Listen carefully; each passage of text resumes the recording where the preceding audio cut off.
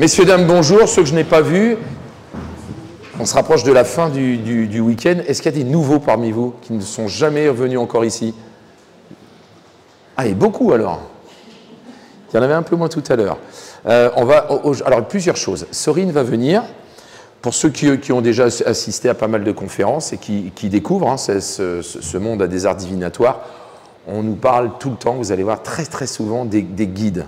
Que les entités, enfin même moi je m'y mélange, mais qu'il y a des guides qui sont là pour nous aider, comme leur nom l'indique, c'est des guides qui sont là pour nous guider justement vers le droit chemin, je l'ignore, mais en tout cas qui sont là pour nous aider, pour nous conseiller. Donc ça c'est une chose. Ça c'est le thème que l'on va aborder et ce en quoi sert, quels sont leurs rôles à ces guides.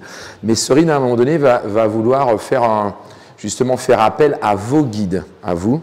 Et donc, on utilisera vos téléphones. Pour ceux qui ont des téléphones, je pense que tout le monde en a. On coupera la sonnerie là pour pas que ça sonne, bien évidemment. Mais vous aurez à noter une demande. Elle vous l'expliquera. Et puis, on essaiera de faire intervenir vos guides. Pour voir si ça... Moi aussi, je ne sais pas quelle demande je vais lui demander, mais on verra. Donc, je vais vous demander d'accueillir Sorine, puisqu'on en parle.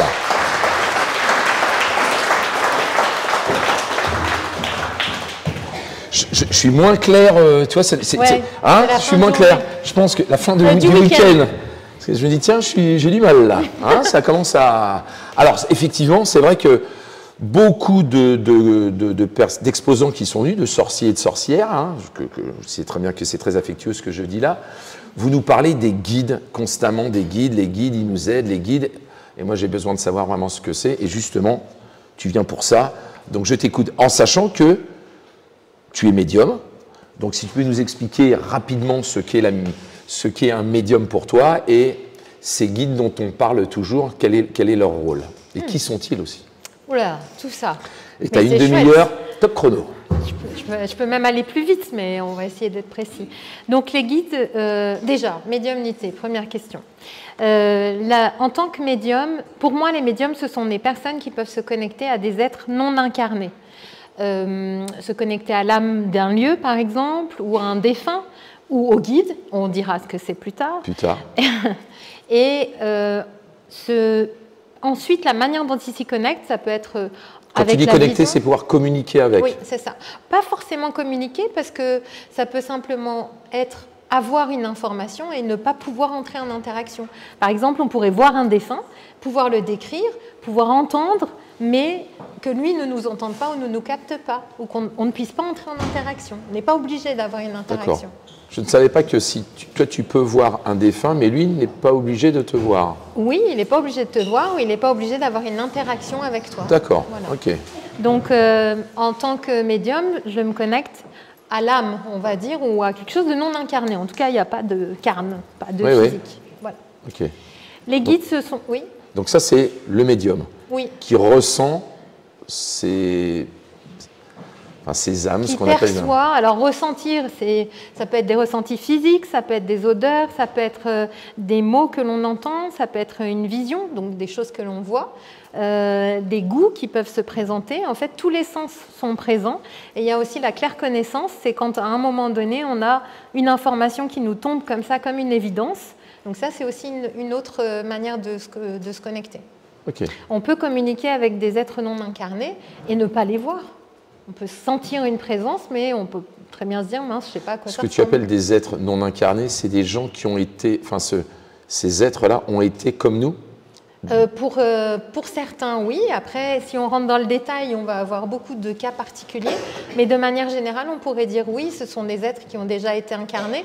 Mais pas tous, tu vois, donc c'est dur de te répondre de manière générale. Mais ce que je veux dire, c'est tous des êtres humains? Non. Il y a d'autres êtres que des humains, en fait. Oui, on s'incarne... Alors là, c'est un autre sujet. On ne s'incarne pas seulement sur Terre, ou on ne s'incarne pas seulement en humain. Ça peut être des esprits d'animaux, d'objets, d'objets minéraux, oui. Ne m'en fais pas comme ça. Oui, oui, c'est comme ça. Oui, tout à fait. Ouais. Dis donc. D'accord. Des objets, oui. Parce que je pensais que l'âme... c'est ce qui nous, enfin c'est ce qui fait qu'on est, enfin c'est la vie, je sais pas, c'est le, j'ai une voie, mon véhicule c'est mon corps et je suis ce qui m'anime, Mais l'âme. il y a des études qui sont faites sur les végétaux, par exemple. Alors, les végétaux, on peut plus facilement s'imaginer que c'est vivant. Parce qu'on se dit que c'est vivant. Ouais. Voilà, c'est un peu plus facile d'imaginer qu'il peut y avoir une âme dans un végétal. Dans la chaise sur laquelle je suis assis, j'ai du mal à le croire. Mais peut-être que... Est-elle heureuse, cette chaise? Je l'ignore. Je ne sais pas. Je ne pourrais pas dire que je me connecte forcément à tous les objets, mais il y a des objets qui ont des choses à transmettre. Alors, sur les objets, il y a deux choses. Il y a l'histoire de l'objet, c'est-à-dire... Comme des bijoux, par exemple? Ben oui, des moments qui ont été vécus, où il y a des émotions qui peuvent se mettre dedans, où il y a des événements aussi qui peuvent se mettre en mémoire. Donc ça, c'est juste comme un disque dur, quoi. C'est vraiment la mémoire, mais ça ne fait pas l'âme de l'objet ou de la personne. Ok. Oui. Ce qui est une âme, ça a une sorte de vie, oui, en fait. Oui, c'est ce qui fait que c'est actif, on va dire. Donc ça, tu viens de nous décrire le médium. Ok. Et maintenant, parlons... De manière très rapide et ouais, légère. Mais déjà, on arrive mieux à comprendre. Mais maintenant, ces guides, c'est quoi ces guides? Vous nous parlez beaucoup des guides, qu'on a nos guides. On va interroger votre guide. Je me mets en relation sur des consultations. On dit, j'entends des magnétiseurs ou des voyants qui disent, je vais me mettre en connexion mes guides avec les vôtres. C'est quoi ça? Les guides, ce sont des êtres non incarnés, ça on en a parlé tout à l'heure, qui nous accompagnent tout au long de notre vie. Donc à partir du moment où on s'incarne, un petit peu avant le moment où on arrive dans le ventre de notre maman, eh bien au moment où on choisit notre vie, on a notre équipe qui se constitue. Parce que pour moi, j'aime bien voir nos guides et nous comme une équipe. On est là pour accomplir une expérience de vie, ce qu'on a choisi en fait avant de s'incarner. Et donc eux sont là pour nous accompagner et nous aider à nous souvenir de ce qu'on a choisi aussi. Pour moi, il y en a plusieurs. Mais les personnes qui vous disent qu'il existe un seul guide, ils ont aussi raison. C'est juste qu'on a un guide principal qui est là en permanence avec nous. Et il y a des guides, je déteste le mot que je vais utiliser, mais si vous avez des suggestions, je suis preneuse, je n'arrive pas trop et mieux. Des guides secondaires, mais ce n'est pas qu'ils sont moins importants. Des assistants.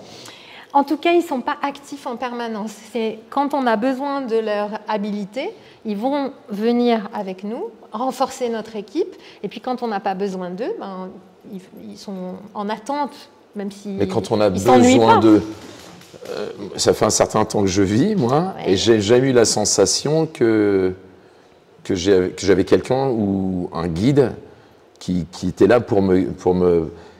Ou alors il fait mal son boulot, je te le dis, moi. Hein. Mais il ne me guide pas forcément là où il faudrait que je... Enfin, en tout cas, là où j'ai envie d'aller. Donc, c'est quoi ce guide-là? Quand tu dis il joue avec moi ou je ne l'écoute pas, ou comment on le ressent, ce guide? Alors, ça peut être par biais de signes ou des rencontres que l'on va faire, des personnes qui vont être positionnées sur notre route, ou simplement, tu voulais absolument tourner à droite, et puis là, il y a une déviation, c'est pas possible, parce qu'il fallait aller à gauche, et qu'à gauche, tu allais rencontrer une autre personne qui était importante à rencontrer. Donc, ça peut être des phénomènes physiques, comme ça. Sans que je m'en rende compte. Exactement, oui. Je ne sais pas que c'est un message. Oui. Si on me met cette barrière-là et cette déviation-là pour que j'aille à gauche, et moi je me dis, ils me font chier, j'allais... Mais oui, tu vois, c'est ça, ça m'emmerde. Mais en fait, finalement, ça peut être ça... Ça peut, mais après, il ne faut pas tout interpréter non plus. Hein. Ça, c'est le danger. À chaque pas qu'on fait...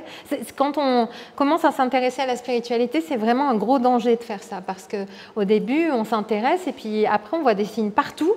Et après, on surinterprète tout. Puis après, on se calme et on se dit...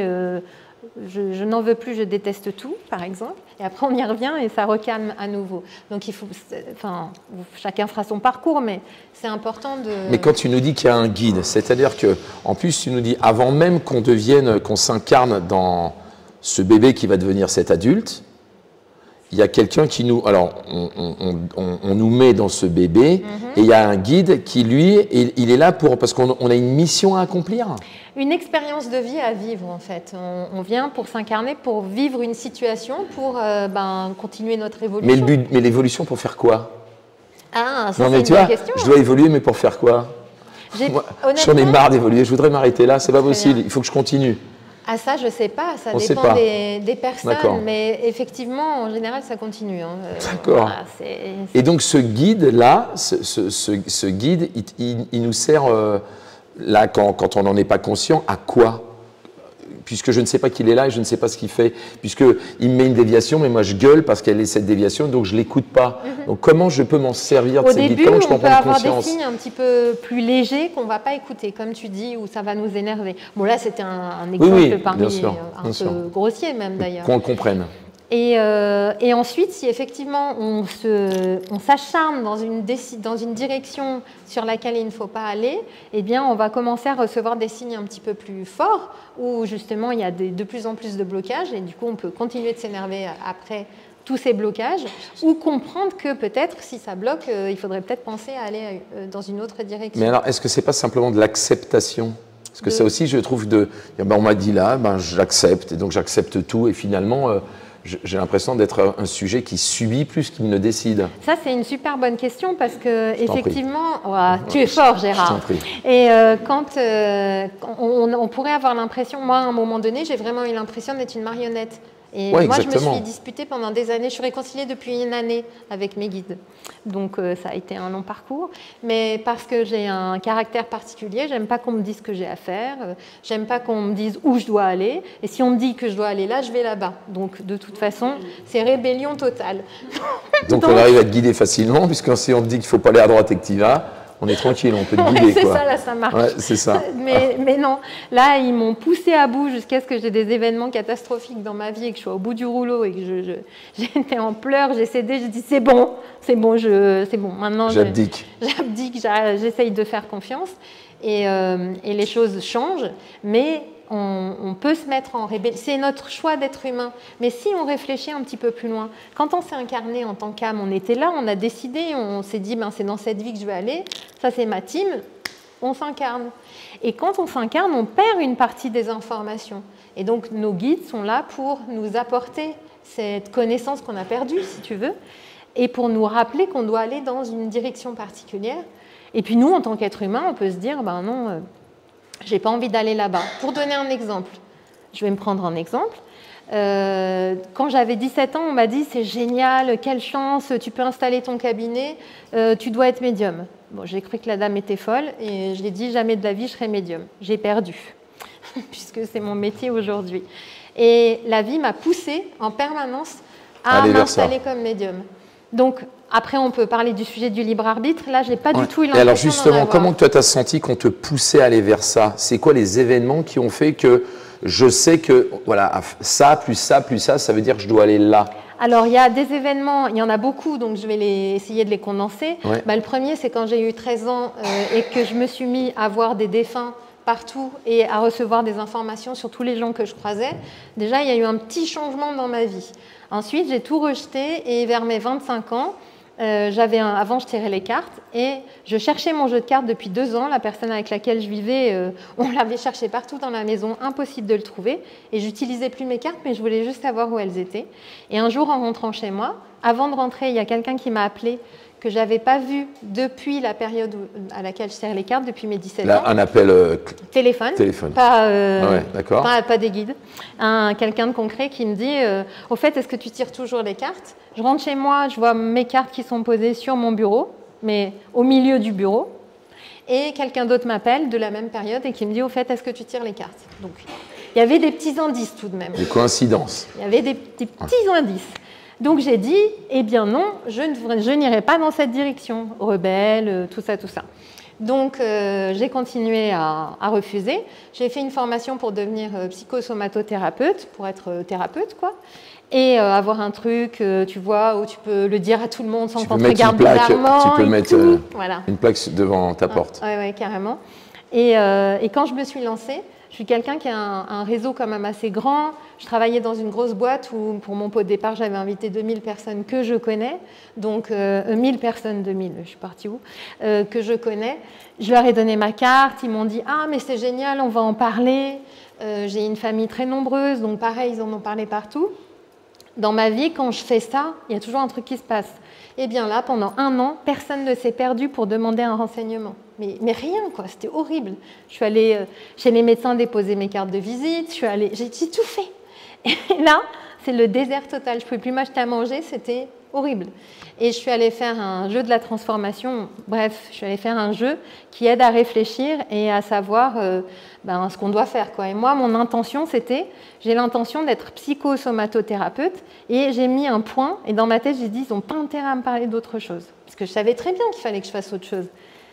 Eh bien, la réponse du jeu, c'est, si tu veux être médium, tu dois être psy. Si tu veux être psy, tu dois être médium. Sinon, ça ne marchera pas.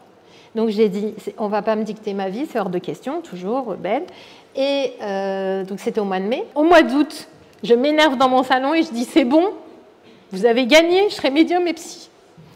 Au mois de septembre, mon téléphone s'est mis à sonner.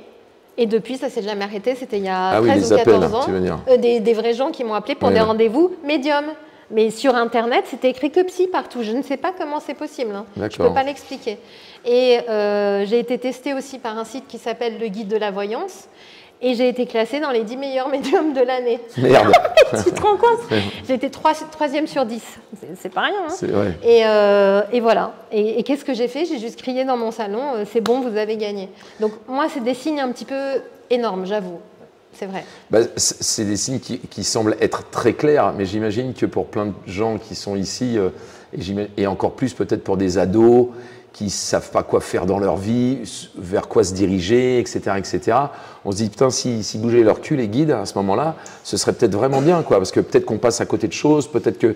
Mais comment on peut faire appel à eux, quoi, quand on n'est pas médium, on n'est pas... voilà. Moi, je lui dis, tiens, c'est bien, rien que déjà le mot, tu es un guide, quelqu'un qui peut t'aider, qui peut... C'est quand même un soutien, mais oui, et on est énorme. Vraiment une équipe, on n'est pas seul. Bah oui, mais toi, tu le sens, mais je ne sais pas, est-ce que des gens ici, dans la salle, alors je ne vous parle pas des médiums et machin, mais ceux qui, comme moi, moi je ressens rien, vraiment rien, est-ce que vous avez cette sensation par moment qu'il y a des choses qui viennent vous aider, qui viennent vous diriger, qui viennent vous conseiller?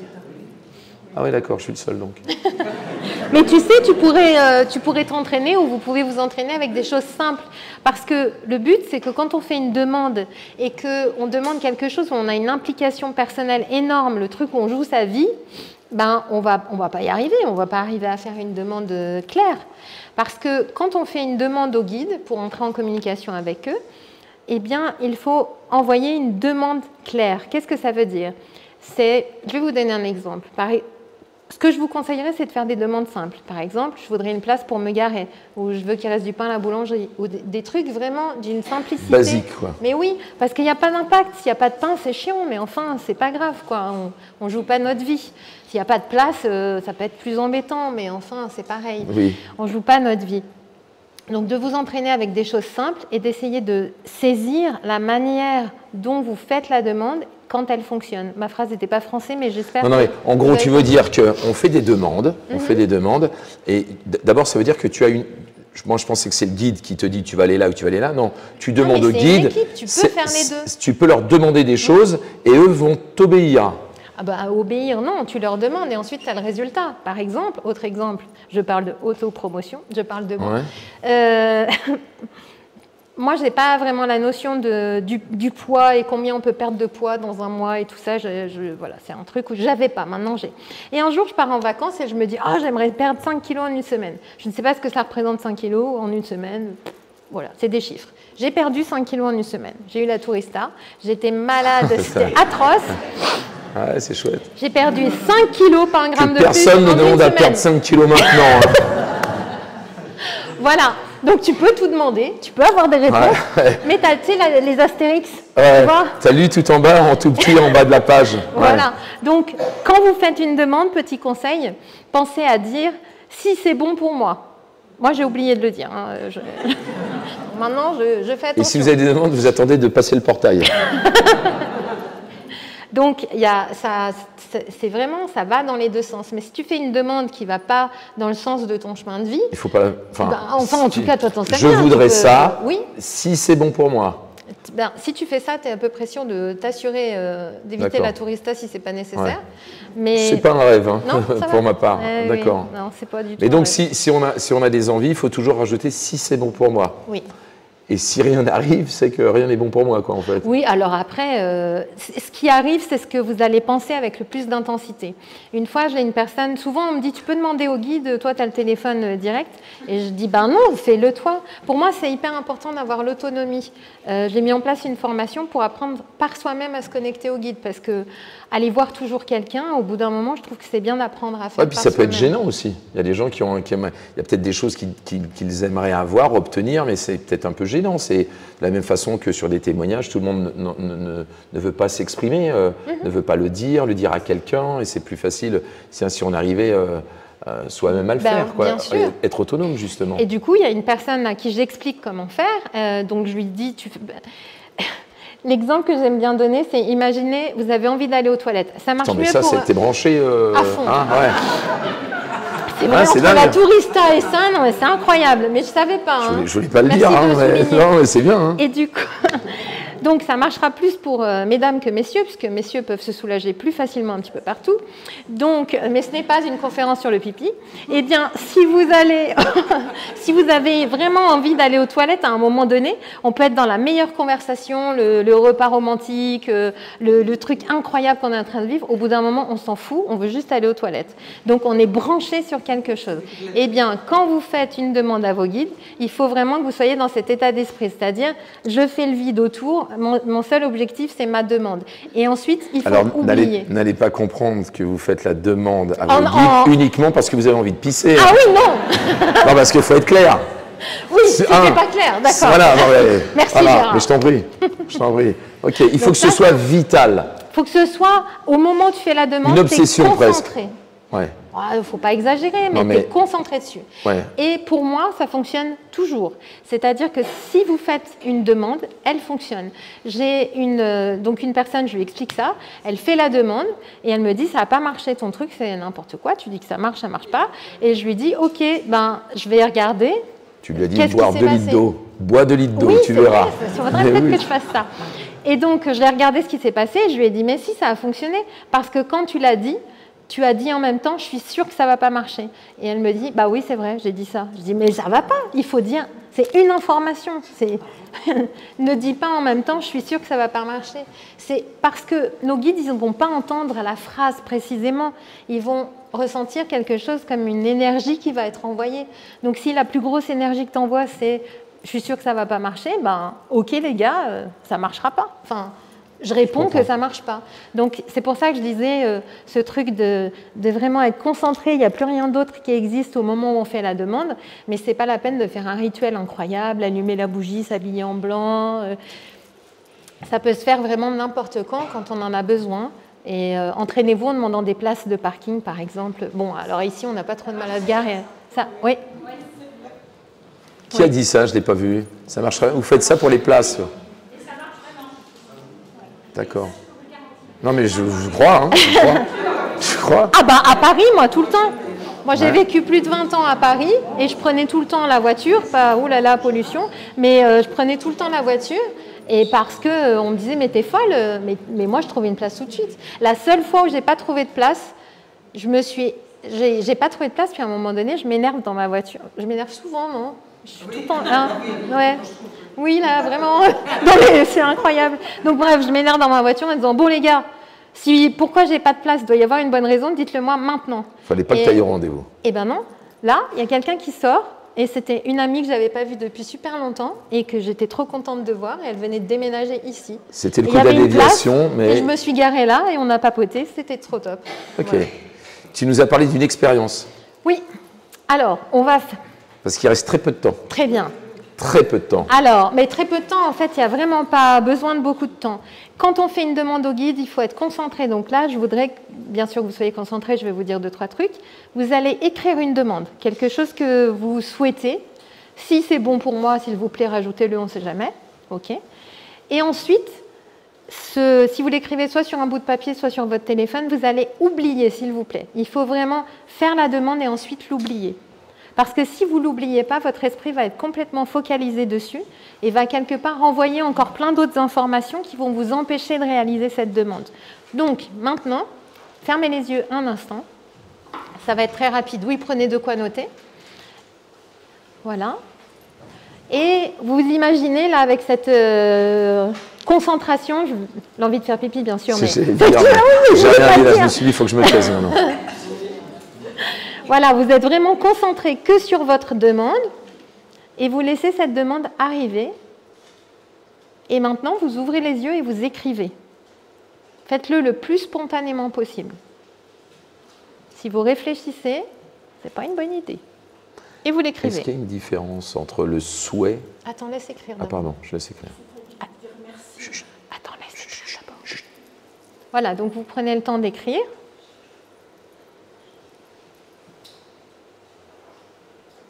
Une petite phrase, quelque chose de rapide. Hein.